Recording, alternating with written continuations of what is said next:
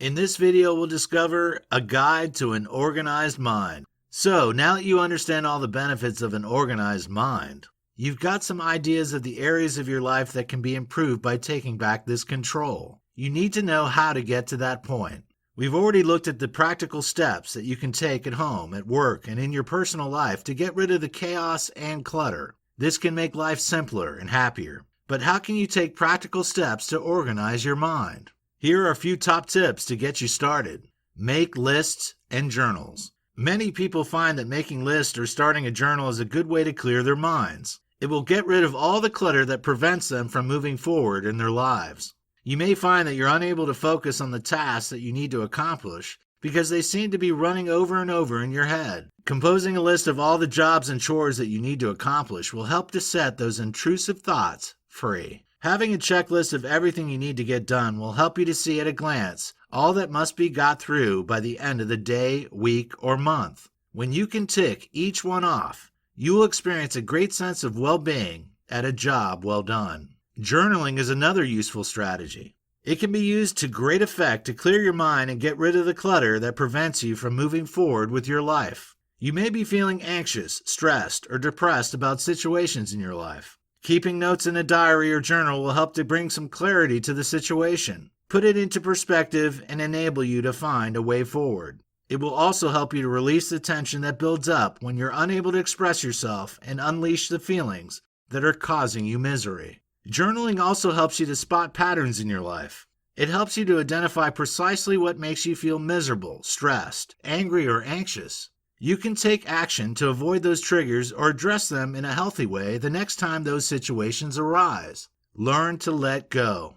It can be hard to learn how to let go since many of us are raised in an environment where we cling on to things, whether those be possessions, emotions, or relationships. Unfortunately, this tends to apply to both the positive and negative ones. Everyone will go through times in their lives when they feel unhappy, angry, or frustrated.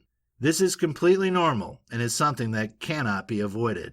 Nor should it be. The key to overcoming those feelings, though, lies in how you deal with them. Do you dwell on them and ruminate over them repeatedly? Or do you find a way to release them from your mind and let them go? Mental clutter and chaos can ensue if you don't let go of the negative emotions and feelings that you're clinging on to for dear life. The longer you spend focusing on them, the less time and energy you have available for the positive emotions that you need to get the most out of life. While all this makes sense, it can be harder than you imagined to let go of those negativities. So here are a few expert tips to help you. Face the pain. If you're feeling anxious or stressed, your knee-jerk reaction will be to protect yourself and hide from the emotional upheaval. However, you need to go through the negativity to begin the process of recovery. If you delay the process, you'll never be able to completely overcome what you're feeling.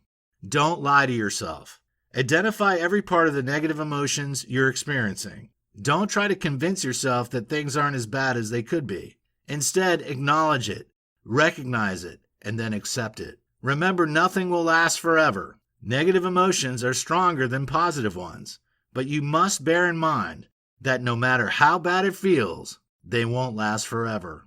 Self-reflect. Don't get trapped in a negative downward spiral. Reflect on what's happened and work out how you can avoid descending into a pit where more bad things will inevitably happen. Don't fear the future. Although you have negative emotions now, the future is bright and you can rise up and embrace it only after you let these negative feelings go. Avoid multitasking. We're all trying to juggle more than at any other time in history, so it isn't too surprising that we all try to multitask. Yet this isn't as helpful as you might imagine. Multitasking will make you less, not more, productive. Evidence has shown that if you shift between tasks, you can waste as much as 40% of productive time. While you feel like you're achieving more, the chances are that you aren't. If you put all of your focus on one task, it will be completed more efficiently and also more effectively.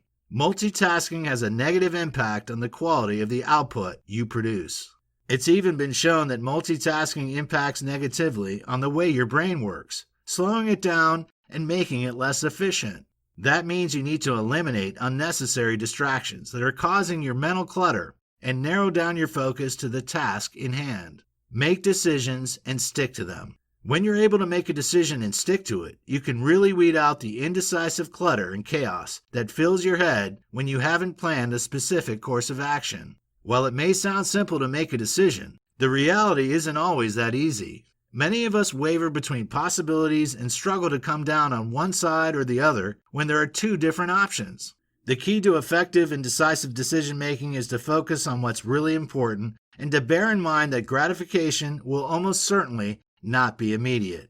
You must be self-disciplined once you've committed to a course of action and not be tempted to fall at the first hurdle. If you don't stick with the decision you've made, you'll never be able to achieve a clear mind and take back control of your life.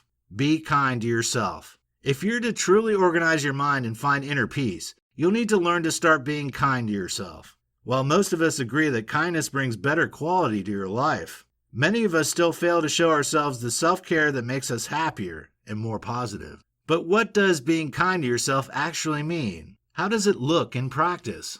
Essentially, you'll have to learn how to nurture yourself. After all, you can't rely on kindness being shown to you by strangers, but you can always show it to yourself. Being kind to yourself means looking after your own physical and mental well-being. It means having disciplined health habits and living a balanced lifestyle. This comes in the shape of getting enough quality sleep, taking exercise to strengthen your muscles, keep your heart healthy and help you stay flexible, and drinking plenty of water. It means going to the doctor if you experience a health problem, and adopting healthy coping mechanisms to get you through the challenges and stresses of everyday life. Remember, too, that being kind to yourself is an ongoing process. It doesn't mean taking a couple of days to nurture yourself if you're feeling especially low or distressed. It means taking regular time every day and week to look after your well-being. Don't wait until you're sick to care for yourself. Don't wait until you're exhausted before you take a break. Prevention is better than cure, so make sure you adopt a maintenance self-care regime.